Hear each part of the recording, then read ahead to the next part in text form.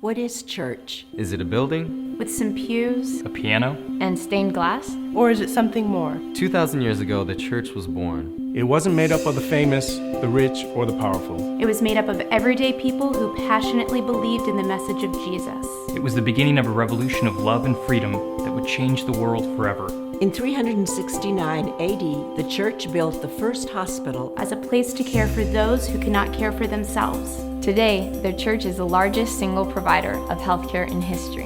The church was the first to stand up for the rights of children, creating the first and largest orphanage system in the world. 100 out of the first 110 universities in America Were founded as Christian institutions. Places like Harvard, Dartmouth. Yale, And Princeton. Much of the world's greatest art architecture, Literature. and music has been shaped by the church. But the impact of the church isn't just ancient history. Today, the church is stronger than ever. And continues to impact every corner of the world. over 300,000 churches in America, And almost 5 million churches around the world stand ready to be instruments of change, to do what governments could never do. Every day, the church brings food and fresh water to millions of people across the world. It has a renewed passion to help widows and orphans. And fights to free slaves in every part of the world. It stands ready as a first responder on the scene to provide relief for victims of disaster. The ripple of Jesus' impact can be clearly seen and felt in the church today.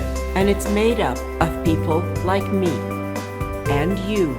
Today, you didn't just come to a building. You came to a revolution 2,000 years in the making. The world is facing as much trouble as ever. But we are not afraid. We were created for such a time as this. we will continue to do what we've always done. Proclaim the message of Jesus. To help a world that needs him so desperately. welcome Welcome. Welcome. Welcome to church.